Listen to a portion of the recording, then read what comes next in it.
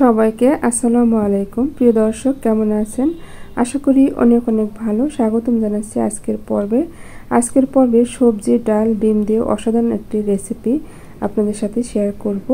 তো বন্ধুরা, কথা না বাড়িয়ে চলে যাব মূল রেসিপিতে। একটি লাইক দিয়ে ভিডিওটি দেখার অনুরোধ করছি। যদি ভালো লাগে আমার চ্যানেলটিকে সাবস্ক্রাইব করার অনুরোধ রইল। তো এখানে আমি একটি প্রেসার কুকার নিয়েছি। এর ভিতরে দিয়ে দেব পেঁপে আর আলু।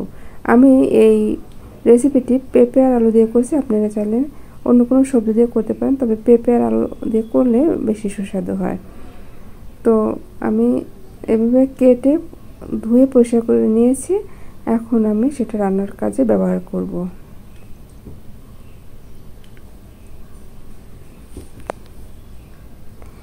দিয়ে দেব মসুরের ডাল 1 কাপ থেকে একটু কম।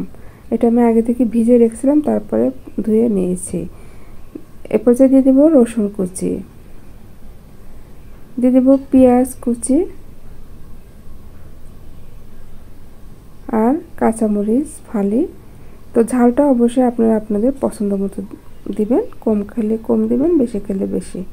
এরপর দিয়ে দেব আদা রসুন বাটা 1/2 চা চামচ পরিমাণ, দিয়ে দেব মরিচ গুঁড়া 1/2 চা চামচ পরিমাণ, হলুদ গুঁড়া 1/2 চা চামচের মতো, জিরা গুঁড়া 1/2 চা চামচের থেকে একটু কম, আর ধনিয়া গুঁড়াও 1/2 চা চামচের থেকে একটু কম। এরপর দিয়ে দেব লবণ স্বাদ মতো। এখন দিয়ে দেব সরষের তেল। এরপর আপনারা সরষের তেলটাই ব্যবহার করার চেষ্টা করবেন। এখন হাত দিয়ে খুব ভালো করে মেখে নেব।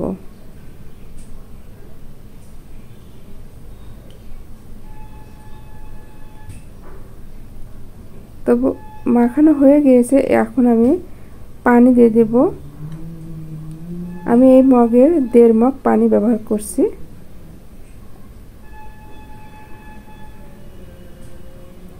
এখন ঢাকনা দিয়ে ঢেকে দেব আর চুলায় বসিয়ে দেব।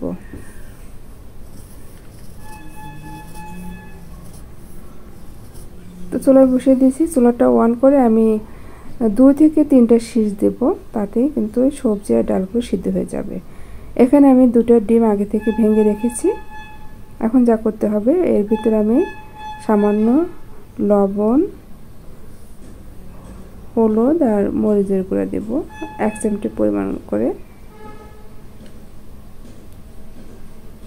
তো এগুলো দিয়ে এখন এটাকে আমি এভাবে বিট করে নেব, ডিমটাকে গলিয়ে নেব।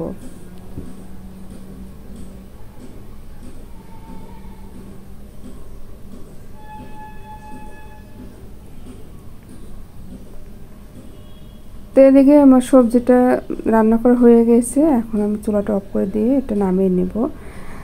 তো চুলায় একটি প্যান বসিয়ে দিয়ে এতে সামান্য পরিমাণ রান্নার রেগুলার তেল অর্থাৎ সয়াবিন তেল দিয়ে দিলাম।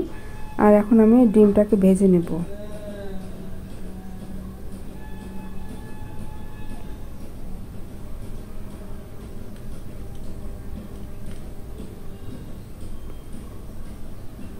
তো ডিমটা ভাজা হয়ে গেছে। এখন এটাকে আমি এইভাবে টুকরা টুকরা করে কেটে নেব।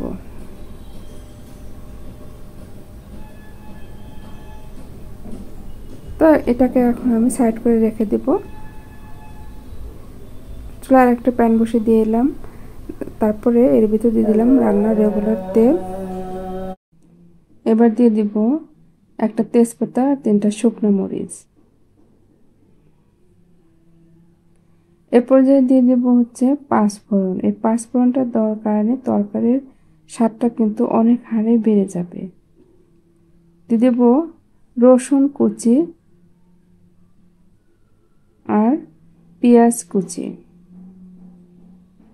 নেড়ে হালকা ব্রাউন কালার করে ভেজে নিতে হবে।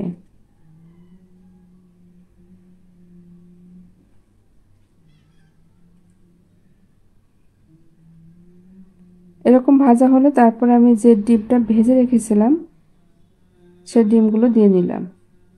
ডিমটা দিয়ে এই পেঁয়াজ আর রসুন কুচির সাথে ভালো করে ভেজে নেব।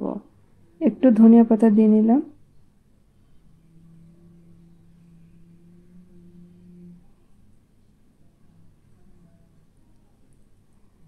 এখন আমি সেই সবজিটা এই যে ফোড়নের ভিতর ঢেলে দিলাম। ফোড়নটা দিয়ে খুব বেশিক্ষণ রান্না করার দরকার নেই, 2 মিনিটের মতো রান্না করলেই রান্না হয়ে যাবে। তো নামানোর আগে আর একবার আমি একটু ধনিয়া পাতা দিয়ে নেব, তারপর নামিয়ে নেব।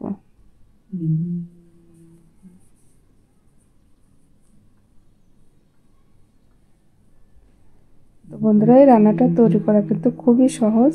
আপনারা একবার বাসায় এভাবে রান্না করে খেয়ে দেবেন, অসম্ভব মজার হয়। এই রান্নাটা করলে অন্য কোনো তরকারি রান্না না করলেও চলবে, এক তরকারিতেই কিন্তু ভাত খাওয়া হয়ে যাবে। তো বন্ধুরা, আমার ভিডিও কেমন লাগলো কমেন্ট করে জানাবেন, আর আপনারা অবশ্যই এভাবে রান্না করে একবার খেয়ে দেখবেন। ভালো লাগলে আমার চ্যানেলটিকে সাবস্ক্রাইব করবেন।